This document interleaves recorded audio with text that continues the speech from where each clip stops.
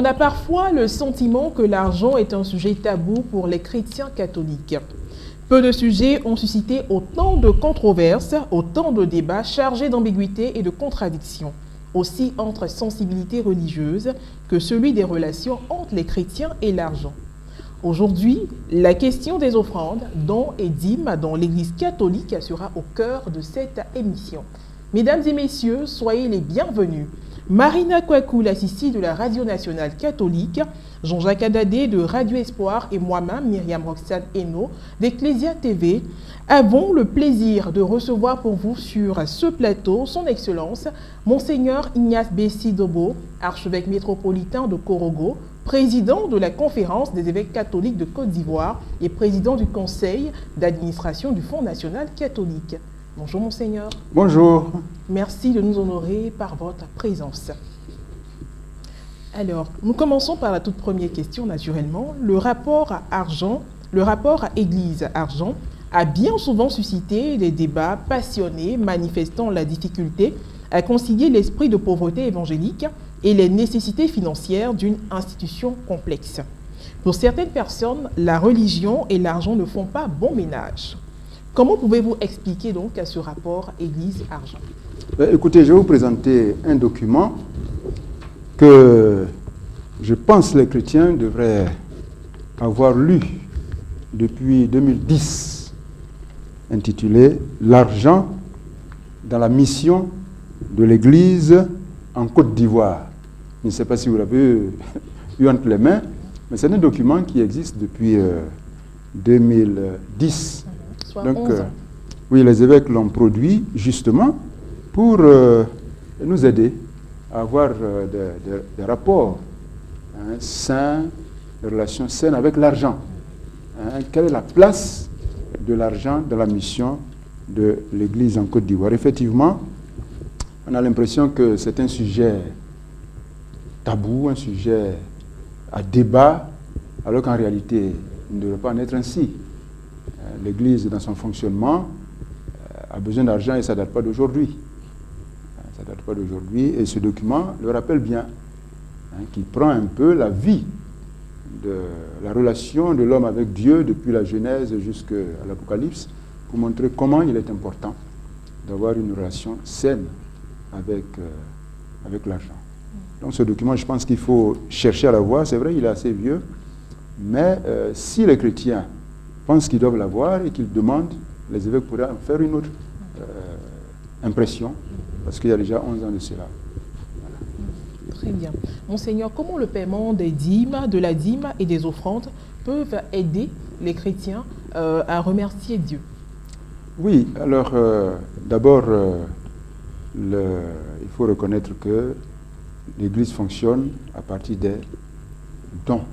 L'Église vit des dons de ses fidèles. Ça, c'est le mode de fonctionnement de l'Église. L'Église n'a pas d'autre moyen de vivre. Et donc, c'est en donnant des offrandes, des dîmes, des dons, des casuels, toutes sortes de contributions que les chrétiens peuvent aider l'Église à vivre sa mission. Et en le faisant, bien sûr, en retour, ils peuvent recevoir les grâces de la part de Dieu. Vous savez, l'apôtre Paul, dans la seconde lettre aux Corinthiens, l'apôtre Paul organisait une collecte pour aider les chrétiens de Jérusalem. Et il voyait que les Corinthiens étaient un peu réticents. Donc il leur a dit, écoutez, il faut être généreux parce que ce que vous donnez au Seigneur, en donnant aux pauvres, le Seigneur qui a beaucoup de moyens, qui donne à profusion ces moyens, vous comblera pour que vous en ayez toujours suffisamment et beaucoup plus encore pour d'autres œuvres bonnes. Donc en donnant, on ne perd pas. Quand on donne à l'Église, quand on donne pour les œuvres de l'Église, pour aider le prochain, pour la solidarité, le Seigneur nous donne toujours d'autres grâces en surabondance et même des grâces d'ordre matériel. Bien sûr, il ne faut pas faire des calculs. Il ne faut pas faire des calculs comme parfois on entend. Oui, mais si vous donnez tant, alors le Seigneur vous donnera telle chose. Non, il ne s'agit pas de faire des calculs, mais il s'agit d'être généreux, tout simplement. Et sans calcul, le Seigneur il donne au-delà de ce que nous pouvons espérer. C'est vrai que nous avons des expériences qui montrent que quand on donne généreusement, le Seigneur nous le rend toujours d'une manière ou d'une autre. Mais ce n'est pas en faisant des calculs. C'est en donnant vraiment de manière gratuite. Et je pense que tous ceux qui donnent à l'Église sans calcul pour le bien de la mission et aussi pour le service de la charité, le Seigneur ne les abandonne pas. D'ailleurs, dans les psaumes, il est clairement dit, avez-vous déjà vu le juste mendier son pain? Jamais. Pourtant, il donne aux pauvres avec générosité et il est toujours comblé. Il ne mendie jamais son pain.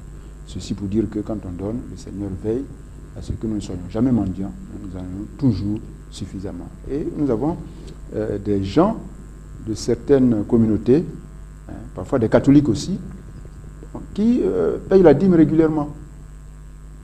C'est-à-dire, ils donnent la 10e partie de ce qu'ils ont. S'ils ont 100 000 francs, ils donnent 10 000 francs chaque mois. Mais on n'a jamais entendu dire qu'ils mendient leur pain. Ils vivent même mieux que ceux qui ne donnent rien. Parce que quand on ne donne pas à l'église, on donne au chapalo, on donne aux funérailles. Et ça s'en va. Par contre, quand on donne à Dieu, on donne à l'église, même en payant la dîme régulièrement, on a ce qu'il faut pour vivre, parce que le Seigneur veille. Il est avec nous pour nous accompagner. Donc, la dîme, comme vous devez l'imaginer, c'est la 10e partie de ce qu'on donne. Et puis, vous avez d'autres offrandes volontaires. Et dans la Bible, dans le livre des Chroniques, pour construire le temple de Jérusalem, David a préparé le terrain, Salomon a dû utiliser des offrandes volontaires de certaines familles qui se sont organisées pour faire des offrandes volontaires. Donc, c'est ce qu'on donne de tout son cœur, avec plaisir, avec joie, sans qu'on soit forcé de le faire. On le fait avec avec générosité, parce qu'on aime l'Église et qu'on veut que l'Église atteigne ses objectifs, puisse vivre sa mission de manière efficace. Et alors, on fait des dons, des offrandes volontaires. Donc, il y a aussi... Monseigneur, vous avez touché un point, donner avec joie. Donner avec joie. Est-ce se lever au cours d'une célébration, esquisser des pas de danse, sourire, c'est ça, donner avec joie? Qu'est-ce que c'est exactement? Non, moi, souvent, je dis aux gens ne dansez pas trop. Quand vous venez donner, il ne faut pas trop danser. Parce que souvent, on danse beaucoup plus qu'on ne donne. Voilà. Donc, donner avec joie, ce n'est pas forcément cela. C'est le cœur. C'est le cœur qui doit être heureux de donner. Sans murmurer. Voilà. Sans murmurer. Ce n'est pas tellement le fait de danser. Parce que ceux qui dansent beaucoup, si vous regardez bien, ils donnent très peu. Par contre, il y en a qui ne dansent pas du tout et qui donnent avec beaucoup de générosité. Donc, voilà. Il y a l'aspect extérieur, mais il y a l'aspect intérieur. La joie est beaucoup plus intérieure qu'extérieure. Quand c'est intérieur, ça transparaît parfois. C'est beaucoup plus à l'intérieur. Et alors, on donne avec générosité, sans murmurer. Sans contrainte, d'ailleurs, l'apôtre Paul l'a dit, dans la 2e aux Corinthiens, à partir du chapitre 8 jusqu'au chapitre 9, donner sans contrainte, mais avec joie. Alors, Monseigneur, vous avez évoqué tout à l'heure d'autres formes d'offrandes en dehors de la dîme. On constate aussi ces offrandes dans l'Église catholique. On parle de dîner du culte, de casuel, d'offrandes de messe, quête spéciale, quête ordinaire. Quelle différence entre ces différentes formes de contribution des fidèles? Oui, alors la dîme, c'est biblique. Hein? C'est biblique, c'est la 10e partie. Le dîner du culte, ça, écoutez, c'est denier.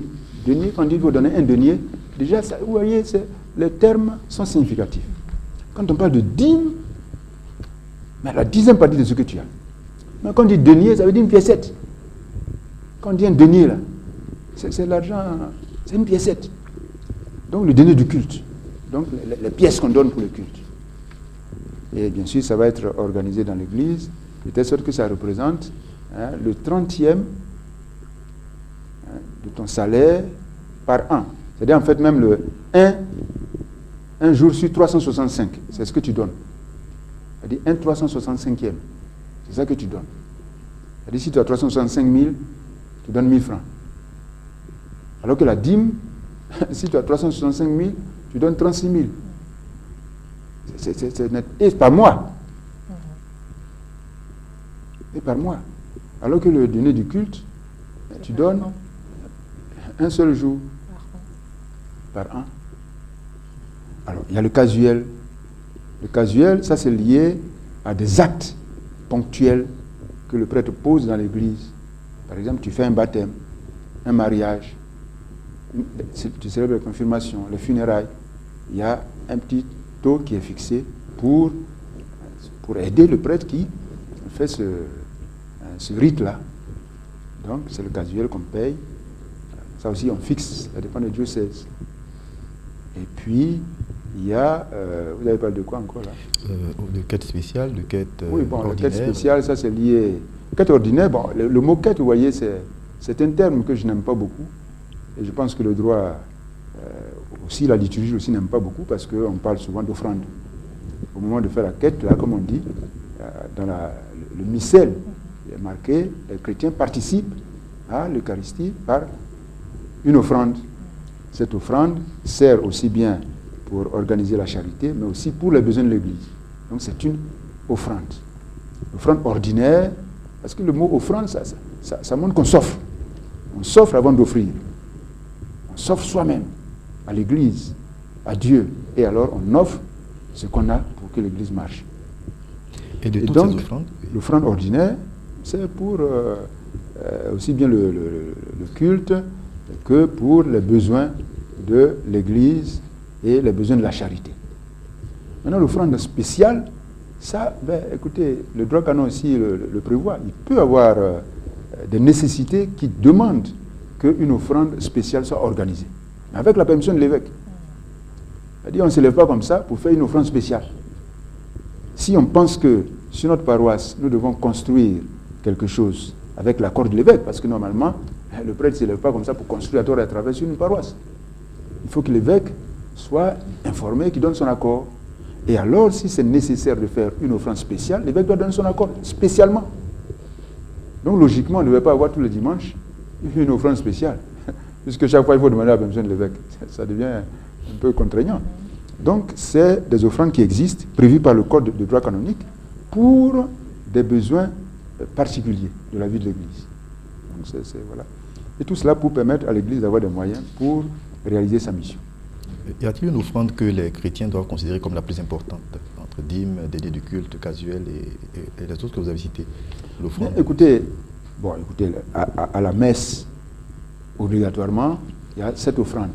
Donc on suppose que c'est l'offrande la plus importante. Les autres sont liés un peu, laissés un peu à l'appréciation des uns des autres. La dîme, dans la tradition biblique, c'était obligatoire, mais d'une obligation morale. Ce n'est pas qu'on va venir contrôler si tu ne l'as pas fait. C'est une obligation de relation avec Dieu. Par contre, l'offrande ordinaire de la messe, tu as la messe et tu donnes une offrande. Donc je pense que c'est la plus importante, c'est la plus régulière. C'est pour cela d'ailleurs qu'on va prendre pour le Fonds national catholique, en vue de l'autonomie de l'Église, une offrande de messe. Parce qu'on est sûr que ça va se réaliser. On sera à la messe le dimanche de la Pentecôte, ou un autre dimanche, mais on a choisi le dimanche de la Pentecôte, parce que c'est symbolique. Le dimanche de la Pentecôte, on sera à la messe. Donc cette offrande-là, elle aura lieu. Alors que si on dit, bon, mais pour le fond, là, venez donner des enveloppes, venez donner des dîmes, bon, ils peuvent venir, ils peuvent ne pas venir. Mais au moins, comme dit le Coëlette, ce que tu as dans le ventre, c'est ce qui t'appartient. Donc, le jour de le dimanche, là, tu es sûr que les chrétiens seront là, ça t'appartient. Donc, je pense que c'est l'offrande qui fait vivre naturellement l'Église. Mais sur les autres aussi sont importantes, mais au moins celle-là, c'est ce qui est le plus sûr. Alors, Monseigneur, vous avez évoqué les fondements bibliques de la dîme. Y a-t-il dans nos traditions des aspects qui évoquent aussi cette particularité-là d'offrande? Oui, dans nos traditions, nous le savons tous, ceux qui ont des yeux pour voir et qui se promènent parfois la nuit ou tôt le matin, parfois on voit des gens à des carrefours qui font des offrandes parce qu'ils sont allés consulter pour telle chose, demander la guérison auprès de tel voyant ou tel guérisseur ou tel féticheur. Il dit, bon, écoute, tu vas faire tel sacrifice. Donc ils savent à quelle heure il faut aller le faire, avec quoi ils doivent le faire, et parfois c'est très cher. Parfois on vous demande des choses que vous ne pouvez pas trouver ici, alors on dit, bon écoute, comme tu ne sais pas où trouver, bon, tu me donnes tant, moi, je vais aller chercher pour toi. Donc l'esprit d'offrir quelque chose qui nous coûte pour obtenir ce que nous désirons, une grâce particulière, ça dans nos traditions, cela existe. Et les gens le font beaucoup plus généreusement que dans l'église, parce que là-bas, il y a une sorte de, j'allais dire, de menace. Une sorte de menace. Si tu n'as pas fait, après, il ne faut pas dire que c'est moi. Donc, tu as intérêt à le faire pour que tes affaires marchent. Voilà. Donc, ces offrandes-là existent. Et je pense que ça doit aider nos chrétiens à être plus généreux, même si on n'est pas dans la même ambiance, dans le même contexte. Ça doit aider quand même nos chrétiens à être plus généreux. Dieu ne force pas les gens. Il n'y a pas de brigade pour obliger. Mais c'est laissé à l'appréciation de chacun, à l'amour qu'on a pour. C'est important. Alors, Excellence, je voudrais qu'on puisse rester encore sur la dîme et on se demande pourquoi est-ce qu'il faut payer la dîme? Est-ce obligatoire pour tout chrétien? Oui, alors comme je l'ai dit, vous savez, l'Église est très maternelle. Elle facilite la tâche aux gens, surtout l'Église catholique. L'Église catholique francophone. Francophone. Parce que l'expérience d'autres églises catholiques n'a rien à voir avec l'expérience que nous avons dans les pays francophones où on nous a tout donné. Donc, la dîme dans l'église catholique n'est pas obligatoire. Ce qui a été rendu obligatoire, c'est ce qu'on a appelé le denier du culte, c'est-à-dire le denier, la piécette du culte. Justement, la pauvre vieille qui n'a rien dans le village, on dit elle n'a rien. Bon, même si elle a ce qu'il faut pour autre chose. Si on lui dit de payer la piécette du culte, ça suffit. On a rendu ça obligatoire. La dîme est laissée vraiment à l'appréciation des uns et des autres. Et il faut remercier nos frères des autres confessions chrétiennes. Ce sont eux, nos frères et sœurs. Ce sont eux, ce sont elles qui nous ont aidés à retrouver la dîme. Moi, je suis prêtre depuis 87. Je suis prêtre depuis 87. Mais on ne parlait pas de dîme. En 87, on ne parlait pas de dîme. C'est tout récemment, avec le renouveau charismatique et tout cela, qui a pioché chez nos voisins, chez nos frères des églises séparées, qu'on a retrouvé le sens de la dîme. Parce que nous, on n'en a pas fait une obligation. Donc aujourd'hui, les chrétiens qui donnent la dîme, c'est des chrétiens qui le font vraiment par amour, parce qu'ils pensent que l'Église en a besoin, et aussi parce qu'ils en attendent des grâces. Ils savent que quand on donne généreusement, le Seigneur qui est plus généreux, il ne nous laisse pas mendier notre pain. Mais au contraire, il nous bénit et il nous ouvre des portes. Donc ils le font vraiment de manière généreuse, sans être obligés de le faire, sans aucune contrainte. Alors, nous avons bien compris que la dîme n'est pas obligatoire pour les chrétiens, mais on entend très souvent sur nos différentes paroisses les prêtres qui nous exhortent à payer honnêtement la dîme. Pour vous, que signifie cette expression « payer honnêtement sa dîme » ? Oui, si tu veux payer la dîme, c'est 10. C'est la 10e partie de ce que tu as. Donc, il ne faut pas dire « je vais payer la dîme » et puis tu viens donner la 100e partie. Est-ce à dire que cela n'a pas de valeur ? Non, la valeur, c'est une relation d'amour. Oui. La valeur, c'est si tu es honnête dans ce que tu fais, vraiment, toi, tu penses que tu veux donner quelque chose à l'Église. Tu appelles ça dîme sans que ce soit la dîme. Ça, c'est toi qui juges. Maintenant, si toi, tu penses que tu veux donner la 10e partie de ce que tu as, c'est une décision personnelle. Et tu le fais, le jour où tu ne peux pas, tu arrêtes. C'est une affaire de relation avec Dieu. Donc, dans l'Église catholique, cela n'a pas encore été rendu obligatoire au point qu'il y a un carnet, comme le dîner du culte. Le dîner du culte, il y a un carnet. Le carnet de baptême à la fin, parce qu'on a mis sur le carnet de baptême, avant, le carnet de baptême d'avant, on a mis le devoir de chrétien. Payer son dîner du culte, c'est le devoir de chrétien. On n'a pas encore dit, payer la dîme là, c'est le devoir du chrétien. Ça reste vraiment à l'appréciation des chrétiens et des chrétiennes que nous sommes. Donc, celui qui veut payer la dîme, il décide lui-même de le faire avec la plus grande générosité. Donc, le prêtre ne peut qu'exhorter. Il ne peut qu'exhorter à le faire en expliquant aux gens, mais sans moraliser. Parce que c'est l'individu qui a décidé d'eux. L'Église n'a pas institué cela comme une obligation, donc il ne faut pas moraliser les gens. Celui qui le fait, il le fait. Et il faut exhorter les gens à le faire pour eux-mêmes, leur vie de foi, mais aussi dans l'intérêt de l'Église. Vous voyez, aujourd'hui, si les chrétiens ont la conscience que la dîme est importante, et qu'il le paye, c'est important pour la vie de l'Église, pour le prêtre, pour le temple, parce que la dîme est liée au temple. Ce n'est pas lié à l'individu prêtre, lévite qui est là. C'est lié au temple que le lévite sert. Donc on dépose la dîme dans le temple. Et il s'en sert pour sa vie. Il donne la dîme de la dîme pour le grand prêtre, qui ne peut pas être dans tous les temples. La dîme de la dîme. Et comme nous sommes en train d'organiser au niveau de la Côte d'Ivoire la péréquation, mais celui qui a la dîme ici, si ça rentre dans une caisse commune, ça sert à celui qui est dans un village, un campement, où il doit être. Pour la mission, il doit être là.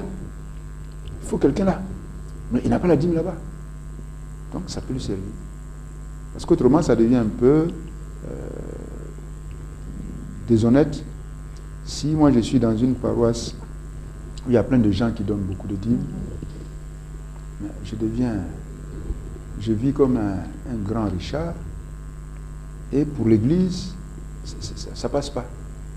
Pour ma vie même de prêtre, ça ne fonctionne pas. Parce que le prêtre n'est pas prêt pour s'enrichir. Au contraire, il est prêt, il est engagé dans la pauvreté. Il est engagé à vivre une vie de pauvreté. Donc, tout ce qu'il reçoit, comme d'ailleurs le dit le Code de droit canonique, tout ce que le prêtre reçoit dans l'exercice de son ministère doit servir à son ministère et le reste à la solidarité avec les autres prêtres. Donc, tout ce que le prêtre reçoit dans l'exercice de son ministère, à la dîme, ça s'inscrit dans le cadre du ministère. Donc, il ne peut pas en faire un bien tellement privé qu'il thésaurise. Au contraire, il reçoit. Et ça doit servir à son ministère et puis aussi au ministère des autres prêtres. Voilà pourquoi une caisse commune est toujours la bienvenue, et dans le Code de droit canonique, il est prévu cette caisse commune pour qu'on mette dedans tout ce qu'on reçoit dans l'exercice du ministère et que ça serve à tous ceux qui partagent ce ministère-là, quel que soit le lieu de leur insertion pastorale ou missionnaire. C'est fondamental. Très bien, Excellence. La question de la dîme reste un sujet qui taraude toujours l'esprit des fidèles chrétiens. Et vous l'aviez dit dans vos propos tout à l'heure, on a compris tout de suite que la dîme doit être remise aux prêtres. Alors, je la pose quand même cette question, puisque très souvent on entend dire que la dîme doit être remise à cette personne qui me suit. Ça peut être le berger de communauté. Est-ce qu'on doit la remettre aussi aux séminaristes, aux diacres, à l'évêque, aux prêtres? À qui exactement est-ce qu'il faut remettre la dîme? Avec votre réponse, nous serons véritablement éclairés sur la question. Alors, pour remettre la dîme à quelqu'un, il faut regarder s'il sert le temple, s'il est en lien avec le temple. Parce que le lévite qui reçoit la dîme, il n'a pas d'autre part. Sa part, c'est le Seigneur. Voilà. Il n'a pas reçu de portion de terre. Donc, il ne peut pas cultiver. Il ne peut pas travailler. Il n'a pas de salaire. Sa part, c'est le Seigneur. Et le Seigneur se trouve dans le temple qu'il sert. Donc, quand on dépose la dîme dans le temple, c'est pour lui. Donc, avant d'aller payer la dîme, il faut regarder si là où tu vas avoir la dîme, là, s'il est au service du temple. Donc, le prêtre, il est au service du temple. Il reçoit la dîme, pas en tant qu'individu, mais en tant qu'en lien avec le temple. L'évêque qui reçoit la dîme, il est en lien avec le temple. Le séminariste, il est en chemin. Il apprend. Il n'a qu'à finir d'apprendre. Quand il sera ordonné, il sera au service du temple. Il reçoit la dîme. Le berger, il est membre parmi les fidèles, laïcs. Il doit déposer la dîme dans le temple, à celui qui est au service du temple. C'est ça. C'est lié au temple. Et à celui qui sert dans le temple. Donc ça lui la dîme. Et puis comme je l'ai dit, ce n'est pas pour qu'il en fasse une propriété privée, dans le sens d'un bien tellement privé que ça ne peut pas servir aux autres. Voilà. Tout ce qu'il reçoit dans l'exercice de son ministère, en lien avec le temple, ça doit servir à son ministère dans le temple, mais ça doit servir aussi à d'autres qui sont autour dans d'autres temples, ou même les pauvres. Même les pauvres. Donc, organiser la charité, tout ça, c'est ça. On donne parce qu'il est dans le temple, au service du temple, mais c'est pour que ça serve à lui et à d'autres. Un berger, il a son travail, il aussi doit venir donner la dîme à celui qui est dans le temple, au service du temple. Pourtant, nous constatons que c'est tout le contraire qui se fait sur la question de la dîme. Alors, vous précisez de manière claire et nette que la dîme doit être remise au prêtre, celui qui s'occupe du temple. Pourtant, il est reproché à vous, prêtre, puisque vous êtes prêtre, que vous n'avez pas assez de temps pour vous occuper suffisamment des fidèles que nous sommes. D'où, quand un responsable de communauté suit un fidèle, du coup, cette personne remet tout de suite sa dîme à ce dernier. Qu'est-ce que vous en dites exactement? Oui, il faut éviter de faire du prêtre un gourou. Un gourou qui a des gens sous sa coupe qu'il suit. Le prêtre a un ministère ouvert. Il a un ministère ouvert, il dit la messe, il confesse les gens et il organise les récollections, etc. Un ministère ouvert. Il n'a pas une troupe particulière qu'il suit et qui doit lui reverser une sorte de redevance. Il faut éviter ce genre de fonctionnement dans l'Église. Bien sûr, le prêtre doit s'engager pour s'occuper de ses chrétiens, et particulièrement de ceux qui ont le plus besoin. Il y a des gens qui ont plus besoin du prêtre que d'autres, selon les problèmes qu'ils ont. Mais tout cela doit se faire en Église. Vous savez, la paroisse, ce n'est pas un vain mot. La paroisse, c'est ceux qui habitent tout autour. Quand on dit paroisse, il y a le mot qui veut dire tout autour, et puis il y a le mot maison. Donc toutes les maisons qui sont autour forment la paroisse. Et donc ça doit se gérer dans la transparence, dans l'esprit de communion de communauté. Mais pas des apartés où on gère des petits groupes qui nous appartiennent, qui n'appartiennent pas aux autres. Non, c'est vraiment dans la transparence. L'Église est ouverte, l'Église est communion, l'Église est universelle. Et donc, c'est dans ce cadre que le prêtre fonctionne. Donc les chrétiens doivent savoir cela, mais ne pas chercher à avoir des apartés et dire, bon, mais comme c'est un tel qui vient me... Hein, donc je lui donne ma dîme. Non. Tu peux lui donner tout ce que tu veux, tu peux même à un chrétien, on peut faire la charité. On peut faire la charité à un chrétien. Mais de manière officielle, penser que parce qu'il y a un tel qui m'accompagne dans tel domaine, donc je dois lui donner ce qui est destiné aux Lévites, non, une déviation. Une déviation. Autrement, on est en train de créer des églises parallèles. Des églises parallèles, avec des responsables parallèles. Non, il faut rentrer dans l'église. Bien sûr, il y a des congrégations mais les congrégations, elles ne sont pas faites pour profiter de l'église. Les congrégations sont faites pour soutenir l'église. Les congrégations naissent pour soutenir la mission de l'église. Elles ne naissent pas pour vivre de l'église. Vous comprenez? Donc, une communauté qui naît, c'est une communauté qui naît pour mettre son charisme au service de la mission de l'église. Mais ce n'est pas pour tirer une portion de l'église vers elle pour en faire ses brebis à elle. C'est une déviation qu'il faut courir. Alors, Monseigneur, on pourra dire que vous avez répondu à la question qui allait suivre, qui était de savoir s'il était possible de donner ce qui est conçu comme la dîme, donner cette part-là à un frère qui est dans le besoin. Est-ce qu'il était possible de payer la dîme autrement auprès d'un prochain qui est dans le besoin? Vous avez répondu à la question qu'il était possible d'aider quelqu'un qui est dans le besoin, mais toujours est-il que la dîme revient à l'Église. Donc il faut faire la part des choses. Aider les plus nécessiteux, c'est faire de l'aumône. Mais la dîme est dans le temple, doit se retrouver dans le temple. Ce qu'on doit retenir. Oui, il y a un trésor dans le temple. Dans le temple de Jérusalem, il y a la maison du trésor. C'est prévu dans le temple de Jérusalem. Donc, ce n'est pas fait au hasard.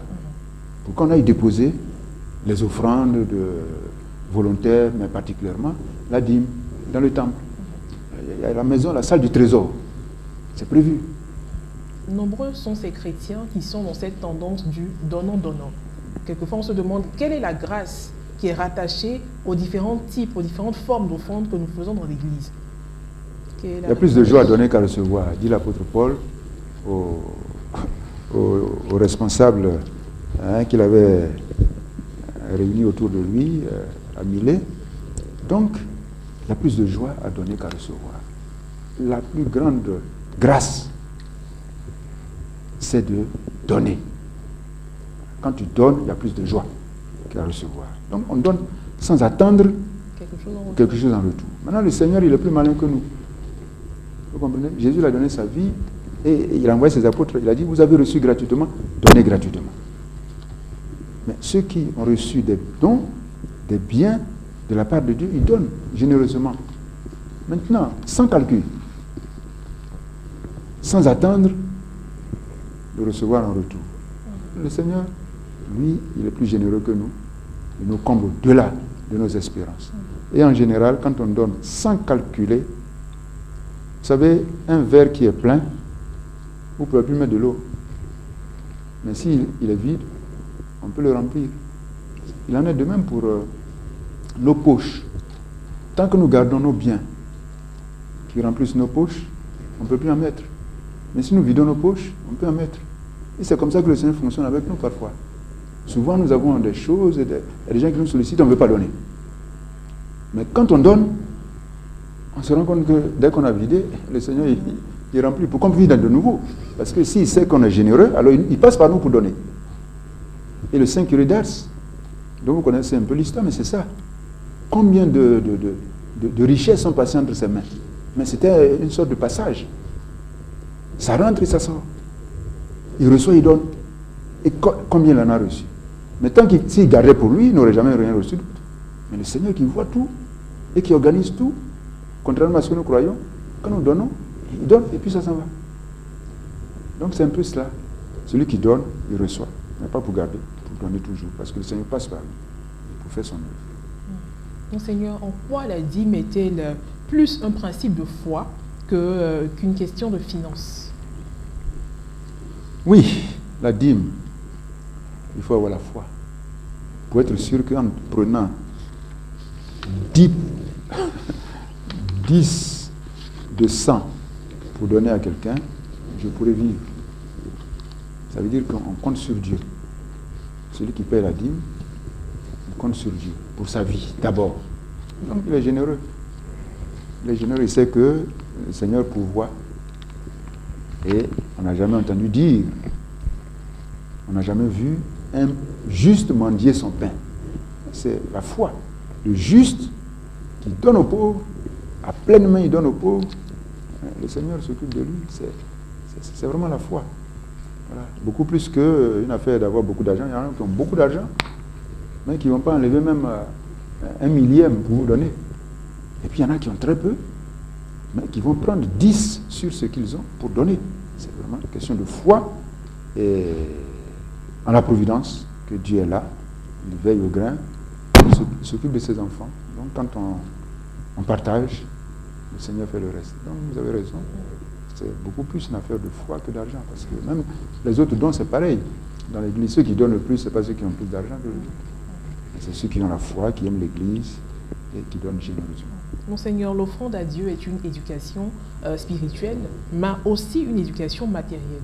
Alors, que peuvent faire les parents pour enseigner à leurs enfants à payer la dîme à l'âge adulte, bien évidemment, et en comprenant l'importance? Pas à payer la dîme à l'âge adulte, mais à payer la dîme déjà, même quand ils sont petits.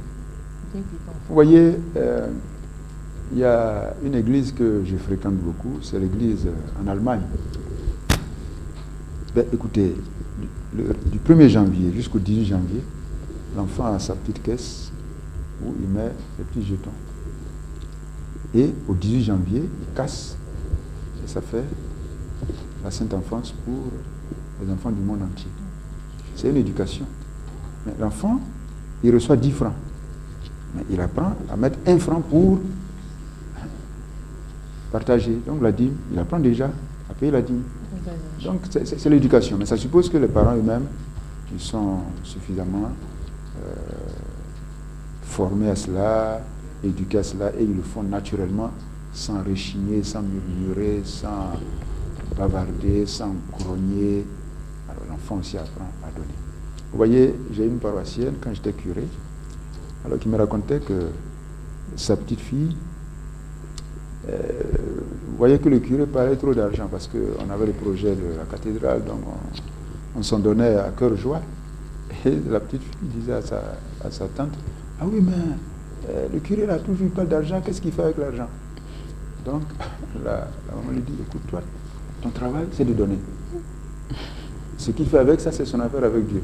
Bon, voilà. Donc ça c'est l'éducation aussi aux enfants, à ne pas bavarder, mais à apprendre à donner. Donc c'est cela, il faut éduquer les enfants aux dons. Et les enfants sont très généreux. J'ai évoqué l'Allemagne tout à l'heure.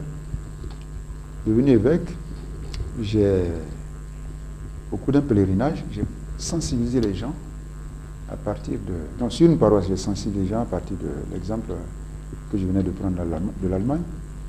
Et une petite fille, elle a enregistré.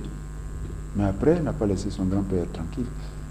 Elle a dit, ah, il faut me donner mon argent pour Kindle Missionswerk, donc l'œuvre missionnaire des enfants. Donc on l'a surnommé Kindle Missionswerk. Mais elle a cotisé, à la fin de l'année, elle est venue à un pèlerinage, elle m'a donné 27 000 francs. C'était sa participation à l'œuvre missionnaire de la Sainte Enfance. 27 000. Mais elle a mis de côté doucement. Parce qu'elle a suivi ce que j'ai dit, elle a compris, elle a enregistré. Elle a exigé chaque fois que son grand-père lui donne son argent pour mettre dans sa petite boîte. 27 000 qu'elle est venue donner. Dans un pèlerinage, j'ai fait le témoignage pour dire que les enfants, s'ils sont éduqués, ils comprennent. C'est enregistré ça. Voilà. Mais c'est important l'éducation. Le mot éducation que vous avez sorti, c'est ça. Nous les catholiques, on n'a pas été éduqués au don. On a été éduqués à recevoir. Imaginez-vous que dans certaines paroisses, dans le temps, à la fin de la messe, le curé il redistribue la quête aux chrétiens. Alors, ils sont éduqués à quoi? Ils sont éduqués à recevoir, à penser qu'ils sont incapables de quoi que ce soit. Voilà l'éducation qu'on leur a donnée.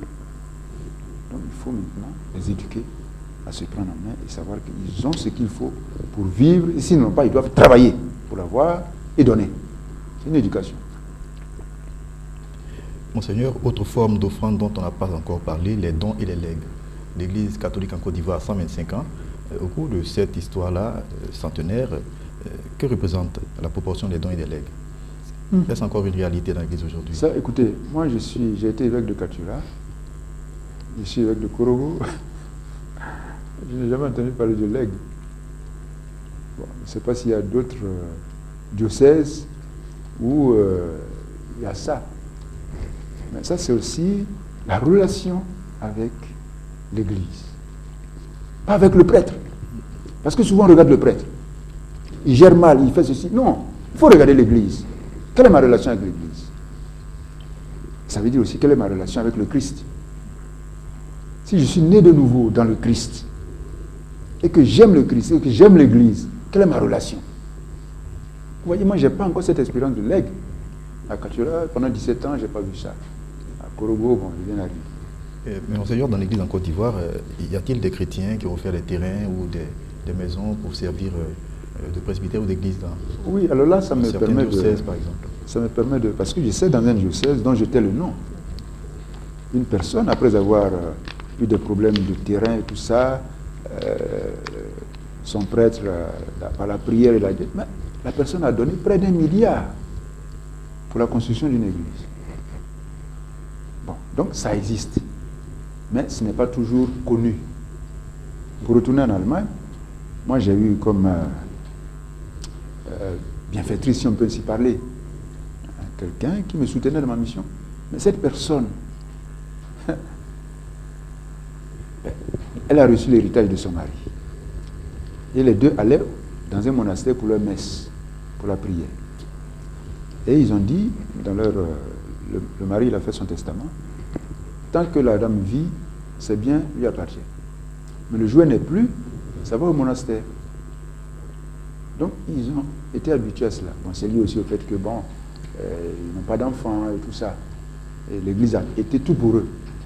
Donc, tout c'est bien, vont au monastère. Ils sont...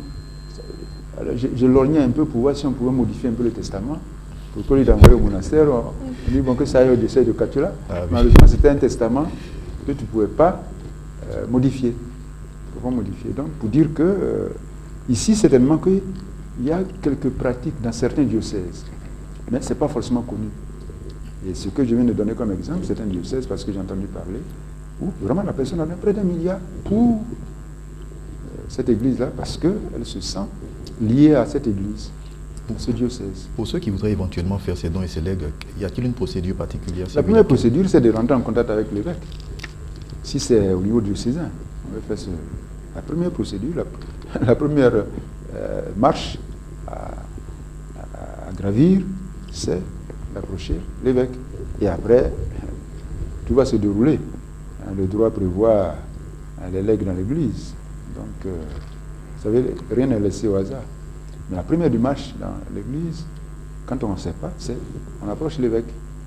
Et l'évêque dit, bon, il n'y a pas de problème, voilà comment on peut faire. Et voilà, on prend toutes les précautions, parce que vous pouvez léguer.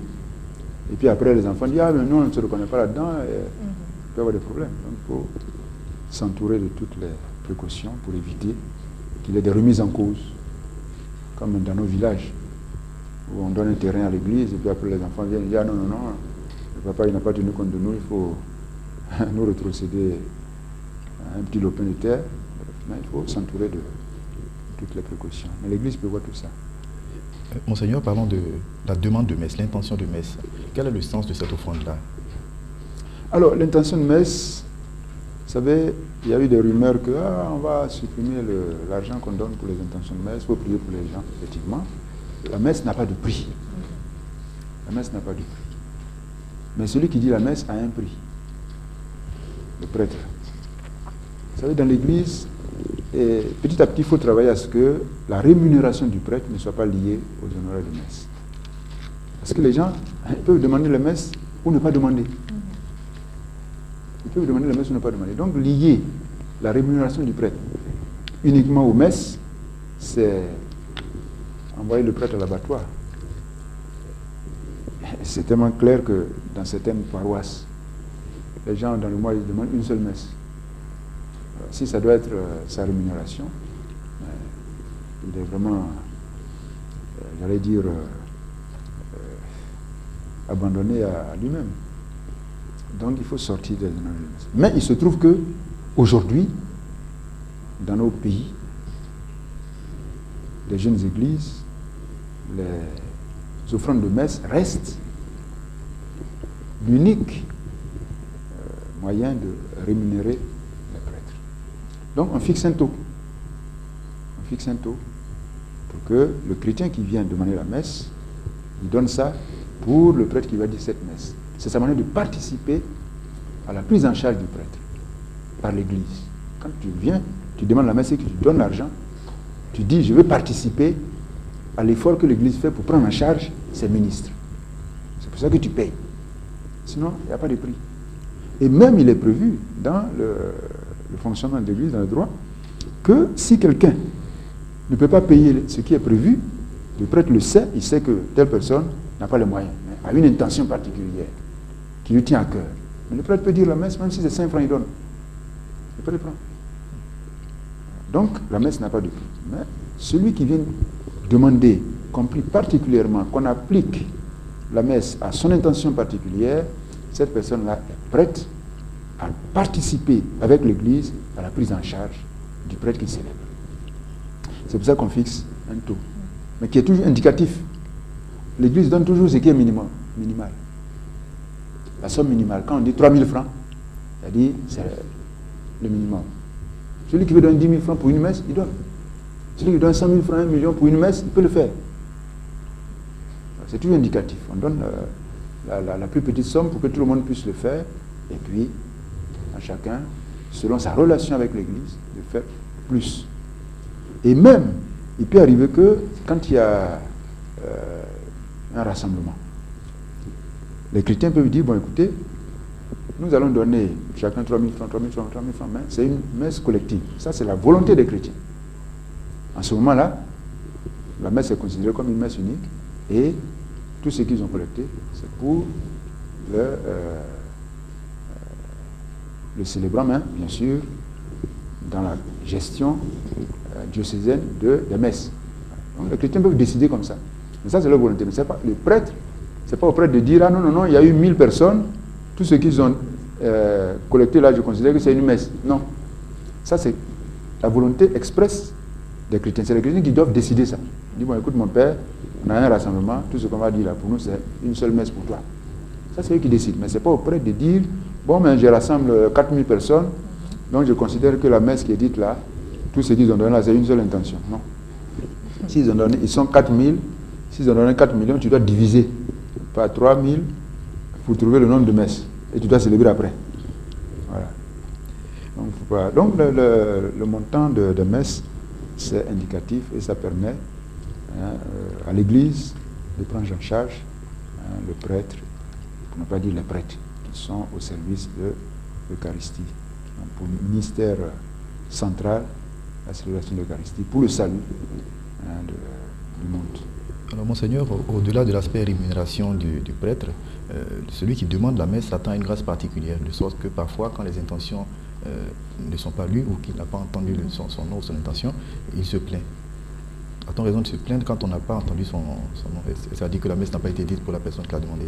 Oui, c'est ça. Alors, effectivement, moi, j'ai tenté une fois dans ma paroisse, parce que le temps qu'on mettait pour dire les intentions, c'est plus long que l'homélie. Parfois, vous mettez 30 minutes pour dire les intentions de messe. Donc, j'ai dit, bon, écoutez, on ne va pas lire les intentions de messe, on va enregistrer, et puis sachez que dans la semaine, votre messe sera célébrée. Même si elle n'est pas célébrée sur la paroisse, elle sera célébrée ailleurs où les gens n'ont pas de messe. Ah, mais imaginez-vous, les gens sont allés ailleurs pour demander la messe. Ils ont fui la paroisse parce qu'ils veulent entendre leur nom. Ce n'est pas ça qui est le plus important, puisque nous, on a célébré des messes ici qui sont venus d'ailleurs et qui continuent de venir d'ailleurs. Moi, Katula Korogo, j'ai écrit à gauche, à droite, et on envoie des messes, parfois sans nom. On dit aux intentions du donateur. Voilà. Dieu, il connaît. Le problème, c'est ça, c'est la relation. Parce que quand tu dis la messe, Dieu, il voit dans le secret. Celui qui a demandé là, Dieu, il sait qu'il a demandé la messe. Ce n'est pas quand on va crier son nom que Dieu va savoir. Dieu, il sait déjà. Donc, quand il y a une longue liste, il ne faut pas vouloir à tout prix qu'on dise tout ça. Tu as demandé la messe, tu as fini ton travail. Une fois que tu as demandé la messe, tu as fini. Maintenant, c'est entre le prêtre et Dieu. Et puis toi aussi, mais ce n'est pas quand on va dire ton nom là que Dieu va entendre. Là, c'est pour toi. Quand on dit ton nom là, c'est pour toi. Dieu là, lui n'a pas besoin qu'on dise ton nom. Il voit dans le secret. Donc il y a des Japonais qui demandent des messes ici, là, on ne connaît pas. Mais on dit la messe. Et Dieu, il tient compte de ce qu'ils ont, leur intention. Et il réalise cela. Et d'ailleurs, l'apôtre Paul dira, mais il nous exauce même au-delà de ce que nous pouvons imaginer. Donc on n'a pas à s'en faire. Faisons ce que nous devons faire et puis le reste, on laisse faire à Dieu. Tu as une intention, tu veux qu'on prie à cette intention, tu demandes la messe, après tu as fini.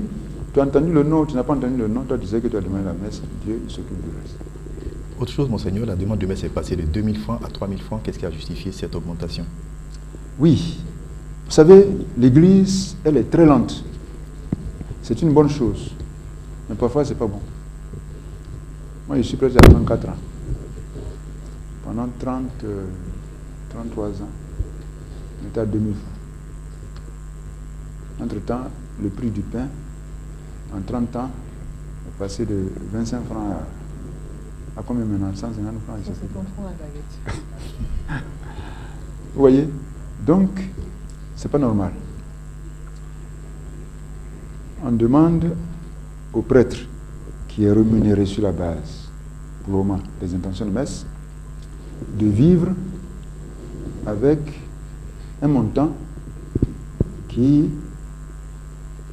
a une valeur d'il y a 30 ans.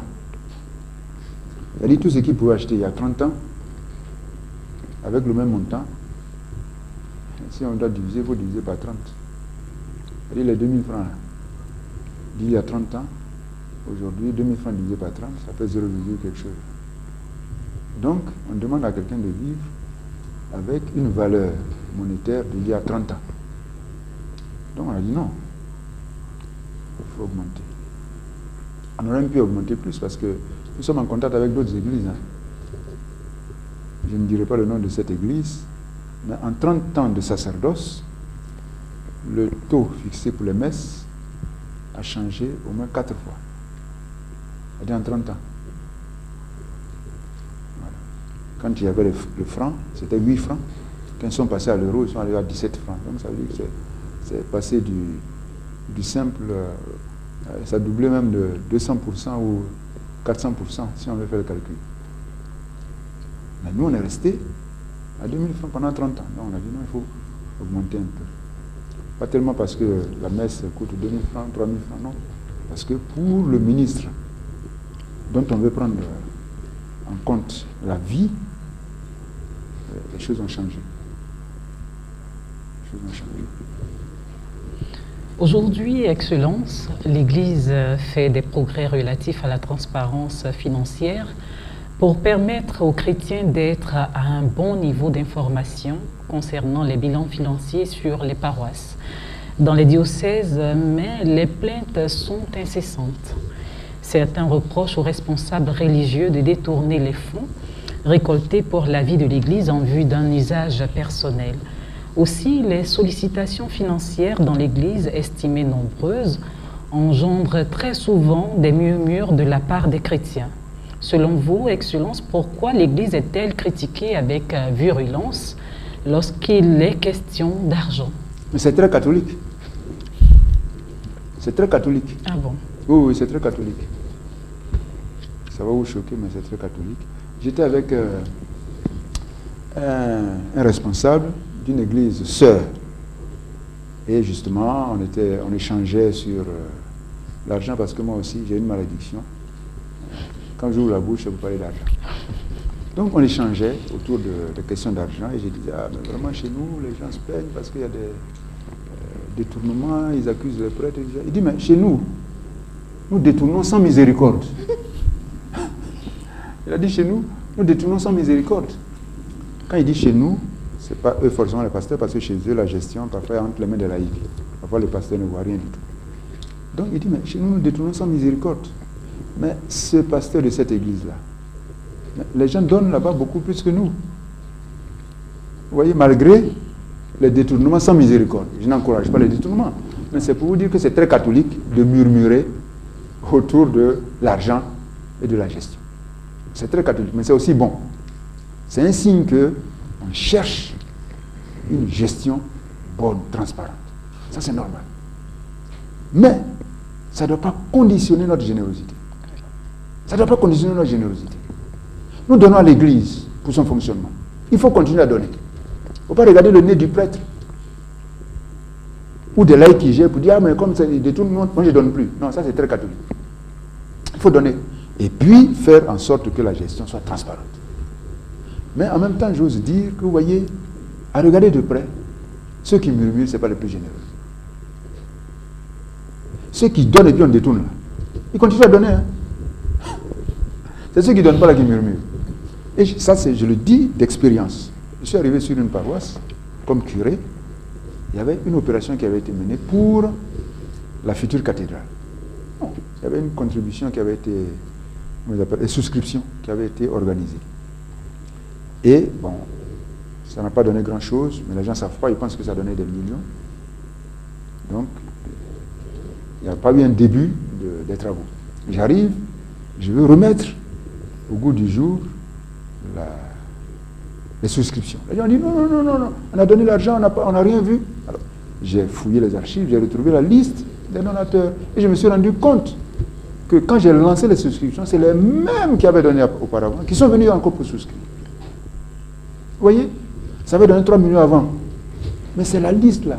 Quand j'ai repris les souscriptions, c'est les mêmes qui avaient donné l'argent qu'on dit avoir été détourné. C'est les mêmes qui sont venus pour souscrire. Et donc tous ceux qui bavardaient là, il n'y avait pas leur nom sur la liste. Donc en définitive, c'est très catholique de bavarder beaucoup autour de la gestion. Et de donner peu. Alors qu'on donne beaucoup et qu'on bavarde peu. Et en même temps, l'Église a prévu dans le Code de droit canonique les structures de gestion pour aider à la transparence. Parce que l'homme, qu'il soit prêtre, évêque, pape laïque, livré à lui-même, il est marqué par le péché. Il faut l'encadrer. Donc l'Église est consciente de cela et qui a prévu des structures de conseil d'administration, conseil pour les affaires économiques, pour encadrer la gestion, que ce soit du prêtre ou du laïc. Donc je crois que c'est important. On doit aller à la transparence et je voulais faire allusion à un document que un professeur, une dame, une religieuse je pense, de l'université de Yaoundé, l'université catholique, qui a écrit sur l'autonomie financière des jeunes églises d'Afrique. Et pour elle, l'autonomie financière passe par la transparence. Pour elle, pour que nos églises, nos jeunes églises en Afrique soient autonomes, il suffit d'une petite chose, la transparence. Ça, c'est sa thèse. Et je suis d'accord avec elle, et c'est ce que vous voulez relever. Effectivement, la gestion dans nos paroisses est telle que, parfois, ça peut freiner. Donc, il faut essayer de la rendre transparente, participative, et le pape parle d'une église synodale. Pour une église synodale, communion, participation, mission. Donc, rendre la gestion participative pour que nous puissions, ensemble, gérer les petits moyens que nous mettons ensemble pour faire avancer notre église. Alors, vous avez parlé du fait qu'il faut encadrer cela. Est-ce que ça marche véritablement? Mais pour que ça marche, c'est la tête. C'est la tête qui doit faire marcher. C'est la tête. Mais il faut que la tête, on dit le poisson pourrit par la tête. Donc si la tête n'est pas très engagée, pour que ça marche, ça risque de ne pas marcher. Donc il ne suffit pas d'avoir les structures, mais il faut que la volonté y soit. Oui. Et pour que la volonté y soit, il faut aussi beaucoup de prières et beaucoup de détachement dans la relation avec l'argent. Très bien. Je voudrais m'intéresser cette fois-ci aux quêtes sur les paroisses. Il y a de nombreuses quêtes qui ne finissent jamais. Alors, je vous demande combien de quêtes sont-elles raisonnablement permises au cours d'une célébration eucharistique? Oui, il y a une seule offrande. Quand après la prière universelle, on dit, bon, le missel romain prévoit, voilà, maintenant les chrétiens peuvent participer à l'offrande en faisant leur offrande pour le bien de l'Église et pour la charité. Donc il y a une offrande. Point. Maintenant, de manière exceptionnelle, l'évêque peut autoriser. Et ça, c'est le droit canonique le dit aussi. Je ne suis pas canoniste, donc je n'ai pas le canon, peut-être, canon 1274, je ne sais pas quoi, mais qui dit que l'évêque peut autoriser, ça a été cité ici, l'évêque peut autoriser qu'on fasse une offrande spéciale pour une œuvre particulière. Mais, d'une manière ordinaire, il ne doit pas avoir de quête. Maintenant, comme vous êtes en face d'un évêque, moi, je suis arrivé à Katoula et je vais dans une paroisse. J'aime compter les chrétiens, avec 200 chrétiens à la messe. À la fin de la messe, la quête, 2000 francs. Bon. Donc, quand je suis arrivé, j'ai dit, je vous donne l'autorisation d'office. Quand il y a une quête, une offrande impérée, de faire une deuxième offrande, sans même chercher mon avis. Vous avez déjà mon accord. Parce que quand je regarde 2000 francs, quatre offrandes impérées, il donne les 2000 francs, qu'est-ce qu'il fait? Vous voyez? Il vit au jour le jour. Donc, honnêtement, je ne peux pas lui dire, il ne faut pas faire une deuxième offrande. Mais si, dans une paroisse, les chrétiens sont tellement généreux que vous avez à l'offrande 2 millions, 3 millions, 4 millions, vous n'avez pas besoin de faire une deuxième offrande. S'il y a une offrande impérée, ça ne va pas vous empêcher de vivre parce que vous n'aurez pas une offrande ce dimanche-là. Donc, moi j'étais un expert en plusieurs offrandes quand j'étais curé. Alors je faisais parler avec mon évêque tout le temps parce que il dit non, une offrande, pas deux. Il faut sensibiliser les chrétiens, ils n'ont qu'à donner, l'unique offrande, ils n'ont qu'à donner beaucoup. Il avait raison. Mais concrètement, quand on regarde sur certaines paroisses, ça fonctionne difficilement. Donc en définitive, pour qu'il n'y ait pas plusieurs offrandes, il revient aux chrétiens de faire qu'il n'y ait pas plusieurs offrandes. Vous comprenez, il y a des gens, pendant 30 ans, ils ont toujours donné 5 francs, et ils donneront toujours 5 francs. Je suis allé dans une paroisse pour sensibiliser pour le Fonds national catholique. J'ai sensibilisé à Korogo là-bas, j'ai sensibilisé. Le jour de la Pentecôte, je suis allé sur cette paroisse. À la fin de la messe, il y a une femme qui est venue me voir et dit, ah, ma voisine là, elle m'a donné 5 francs pour aller faire. Donc tout ce que j'ai dit pendant la sensibilisation, elle n'a pas compris. Elle a toujours donné 5 francs, elle donnera 5 francs. Mais si elle passe de 5 francs à 25 francs, est-ce qu'on va faire deux offrandes? Donc c'est à vous qu'il revient de faire de ce qui n'est pas 2 offrandes. La générosité dans le don à l'offrande ordinaire. Si, vous voyez, il y a les mots qui ne sont pas bons. Chez moi, pour parler d'offrande, on dit donner comme on donne les coris là. Hein, copré. Je ne sais pas ce que ça veut dire chez vous. Mais chez nous, c'est la monnaie banale. Alors, si dans la tête de quelqu'un, l'offrande, c'est la collecte des petites monnaies, on restera aux petites monnaies et le prêtre n'aura pas ce qu'il faut, il va faire 2, 3, 4, 5. Mais si les chrétiens sont sensibilisés, éduqués et qui savent que quand ils viennent, ils donnent généreusement, on n'a pas besoin de 2 offrandes. Donc c'est à vous qu'il revient de faire en sorte qu'il n'y ait pas 2 offrandes sur votre paroisse. Au lieu de donner 100 francs, donnez 500. Très bien. On n'a pas besoin de faire 2 offrandes. Alors, Excellence, un autre aspect aussi en ce qui concerne les offrandes et les dons, la catégorisation en fonction des montants demandés ne frise-t-elle pas à une déviation qui pourrait frustrer les plus modestes sur nos paroisses? C'est clair que ce n'est pas indiqué. Mais tout cela, vous voyez, bon, c'est vrai, hein, c'est vous qui faites que c'est comme ça. Ah bon? Oui. C'est vous qui faites que c'est comme ça. Il y a quelques années, on nous racontait qu'un monsieur du village d'Adjamé, ici, là, Adjamé, il est allé à Saint-Jean à la messe. Et puis, au moment de la quête, il voyait qu'il n'y avait pas de bruit. Il n'y avait pas de bruit. Alors que lui, il a l'habitude de donner 100 francs. Et puis il dit non, il ne va pas gâter son nom ici, là. Donc il a cherché le premier billet, il l'a mis dedans. Et puis il a réfléchi, mais tiens, vu son niveau, c'est un cadre. Mais il peut donner chaque dimanche 1000 francs à la messe, ça ne va pas grever son budget.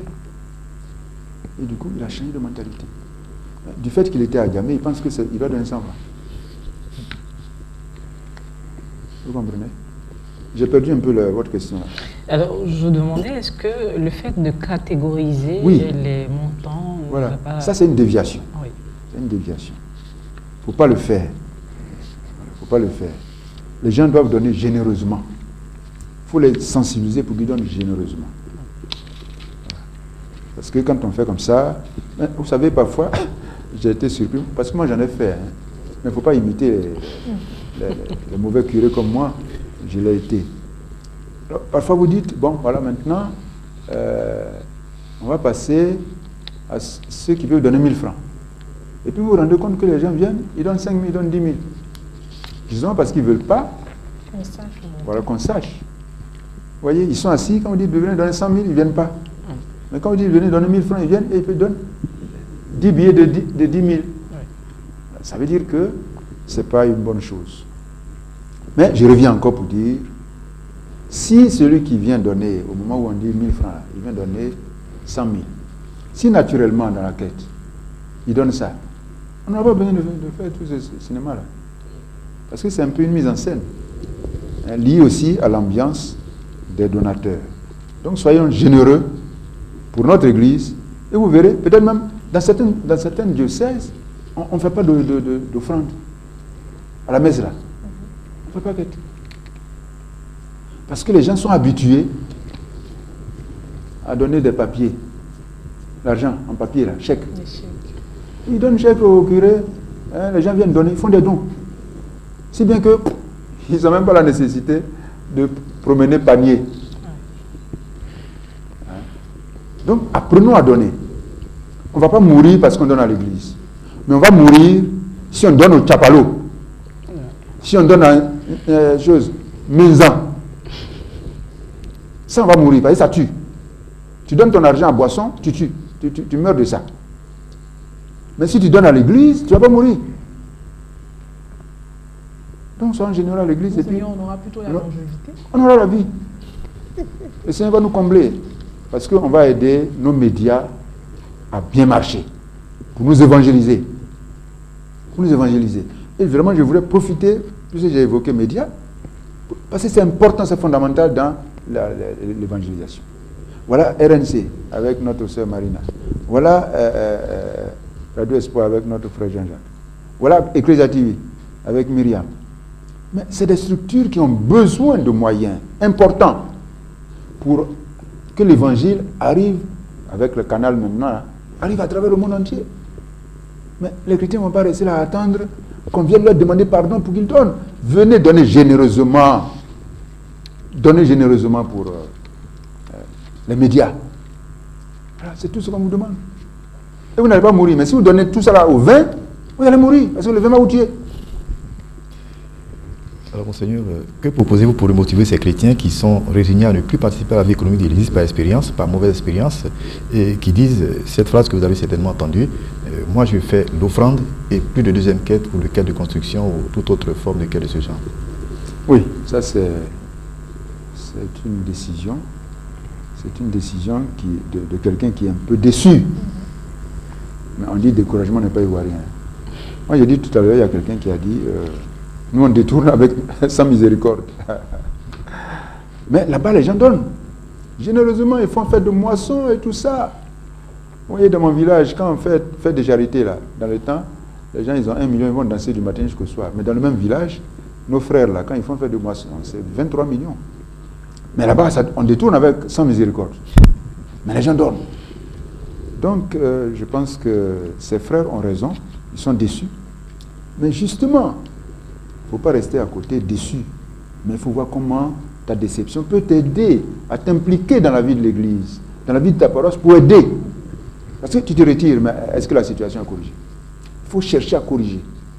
Ceci dit, bien sûr, je l'ai déjà dit, la multiplication des offrandes. Mais s'il y a un projet, vous voyez, parfois, on est en train de construire une église sur une paroisse. Et puis il y a des chrétiens, tu les vois, ils s'en vont à la messe dans une autre paroisse. Alors on dit, mais pourquoi tu vas là-bas? Il dit non, comme l'église n'est pas encore finie.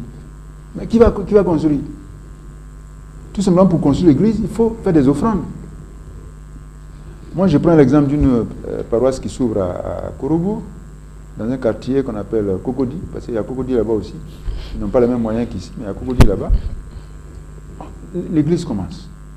Mais le curé, qu'est-ce qu'il doit faire? La caisse, ça ne vaut même pas 50 000 francs tous les dimanches. Qu'est-ce qu'il doit faire pour que les chrétiens participent à la vie? Ils sont obligés d'ouvrir une caisse pour la construction de l'église. Bon, alors si on dit, bon, comme il y a deux quêtes, moi je m'en vais ailleurs, mais non, qui va construire l'église? Et pour que, bon, là où tu t'en vas, c'est d'autres qui ont construit. Donc moi je pense qu'il faut la mesure en toutes choses. Il faut la mesure en toutes choses. On a besoin de moyens pour construire une église. Les chrétiens se réunissent, le conseil, on décide ce qu'on va faire pour construire l'église et on dégage les moyens. Chacun participe. Sans excès, bien sûr. Chacun doit y participer. Donc, ceux qui déçoivent, parce qu'ils gèrent mal, ils doivent changer leur manière de gérer. Ceux qui sont dessus et qui vont ailleurs, ils doivent changer leur manière de voir l'église et dépasser les individus pour regarder l'église et l'aider à s'organiser et avancer. Alors, Monseigneur, parlons de ce que l'Église fait avec les dons reçus, concrètement. C'est vrai, participer à la vie de l'Église, mais qu'est-ce qu'on entend par participer à la vie de l'Église? C'est construire des séminaires, des écoles pour le compte de l'Église catholique. Qu'est-ce que c'est exactement? Alors, on va rester dans nos médias. Dans nos médias. Les médias, là, comment ils vont faire? Vous, là, les journalistes, là, comment vous allez faire? Si on ne donne pas à l'Église, pour que l'Église puisse organiser ça. Donc, déjà ça. Il faut que les gens sachent ça. Il ne faut pas qu'ils voient seulement ce que le prêtre va manger, ou bien le carburant, ou bien les hosties. Mais il y a tout ça que forcément ils ne voient pas, mais qu'ils voient, puisqu'ils entendent la radio, ils voient la télévision. Donc, tout ce qu'ils donnent, ça sert à ça. Et permettez-moi de ne pas vous choquer, de ne pas vous exposer ou vous insulter, excusez-moi, mais vous avez besoin d'être bien traité en tant que journaliste. Un journaliste, ce n'est pas n'importe qui. Son salaire, là, on peut payer. Si les chrétiens ne donnent pas, suffisamment. Parce que la radio prend l'argent où? La télévision prend l'argent où? C'est les gens qui écoutent, qui donnent. Donc, voilà. Participer à la vie de l'Église, c'est ça. Vous avez parlé des séminaires. Mais les séminaires, ça coûte cher. Vous voyez, un internat pour quelqu'un qui a, après le bac, parce que les séminaristes, là, c'est après le bac, les grands séminaristes. Après le bac, là. Au bas mot, c'est 2 millions. Au bas mot, je ne vais pas citer une institution catholique où, quand tu es prêtre sans pour la formation, au bas mot, c'est 2 millions. Pour un individu. Pour un individu. Pour un individu, c'est 2 millions. Mais aujourd'hui, la pension d'un séminariste, les évêques se sont limités à 350 000. Avec 100 000 francs que les parents donnent, ça fait 450 000. Mais ça, c'est l'internat des enfants du primaire ou du secondaire. Mais un adulte qui a 21 ans, 22 ans, 23 ans, 28 ans, parce qu'ils sont ordonnés aujourd'hui autour de 28 ans, mais écoutez, ça ne signifie rien du tout. Mais il faut que l'évêque paye, au moins ça. Mais nous sommes en train de voir comment monter, parce que pour que les professeurs qui enseignent là-bas, les documents, la santé même des séminaristes. Donc on est en train de voir comment rehausser, parce que c'est trop bas. Mais tout ça, là, quand les chrétiens donnent, ça sert à ça.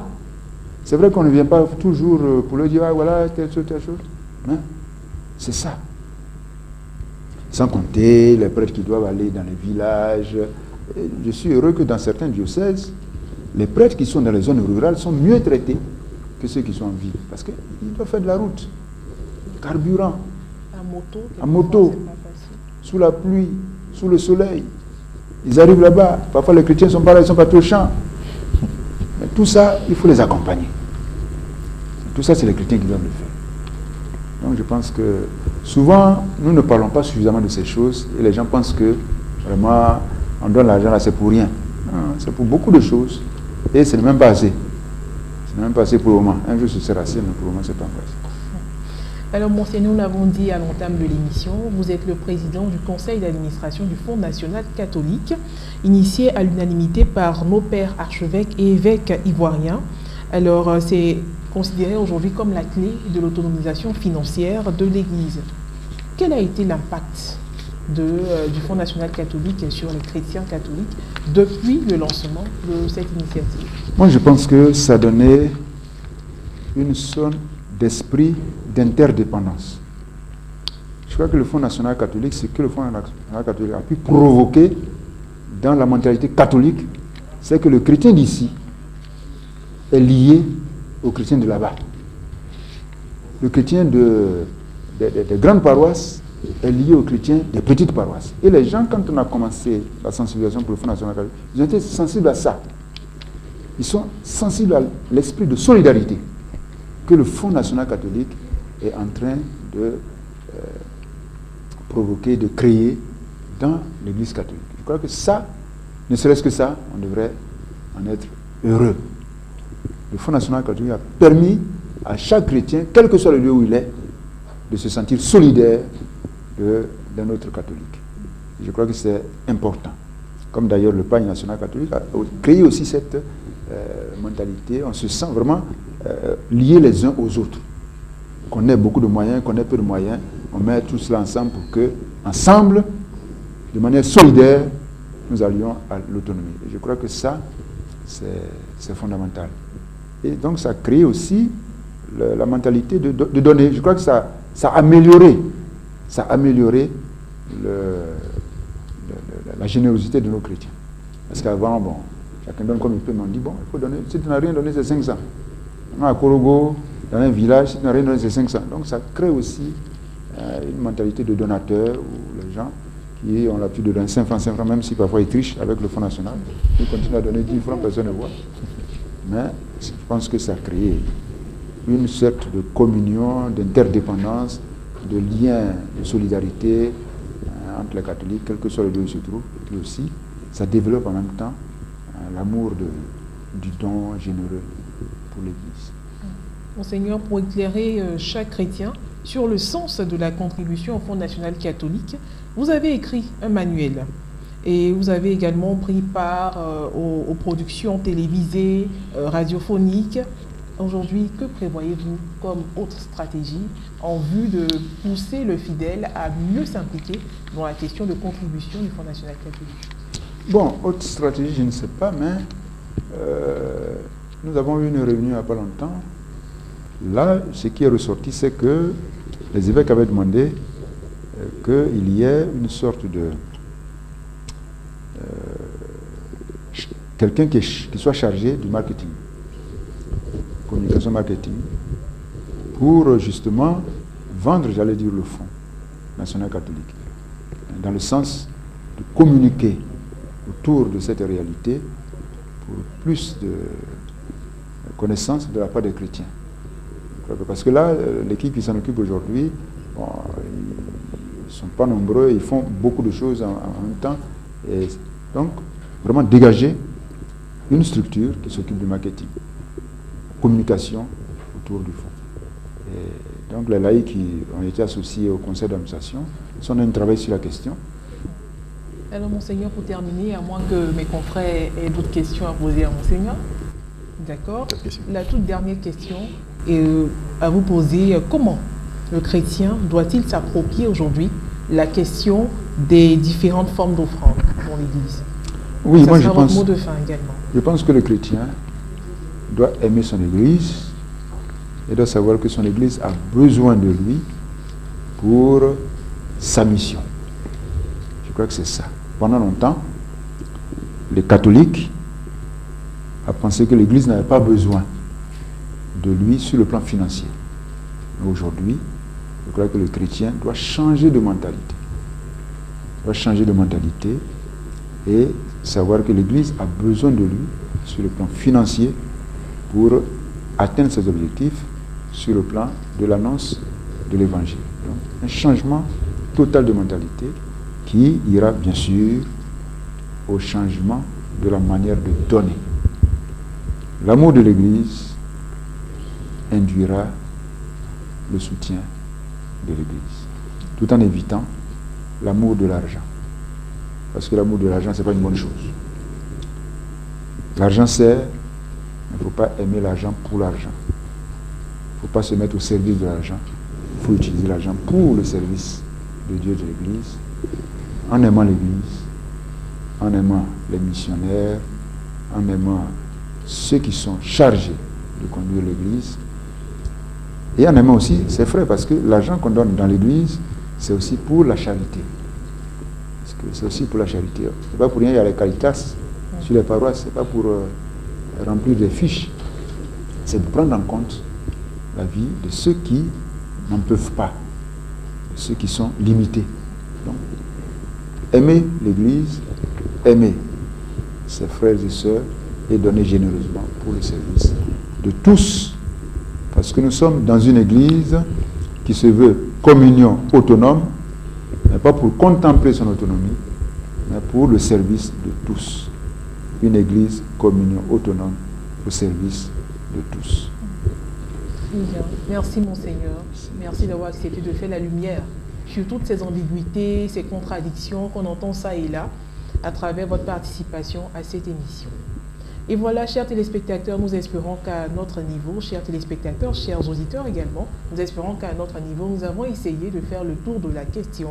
Retenons qu'une mauvaise intention du cœur annule tout l'impact du geste, quel que soit son montant. Si notre cœur n'est pas en accord avec la pensée du Seigneur, quel que soit l'argent que nous pouvons mettre, Dieu n'acceptera pas de bénir cet argent, cette offrande, car pour lui, c'est le cœur qui compte avant tout. La question des offrandes, dons et dîmes dans l'Église catholique a été au cœur de cette émission rehaussée par la présence, par la participation de son Excellence Monseigneur Ignace Bessi Dogo, archevêque métropolitain de Korogo, président de la Conférence des évêques catholiques de Côte d'Ivoire et président du conseil d'administration du Fonds national catholique. Merci à mes confrères Marina Kwaku, l'assistante de la Radio nationale catholique, et Jean-Jacques Adadé de Radio Espoir. Merci également à toute l'équipe de production. Que Dieu veille sur vous. À très bientôt.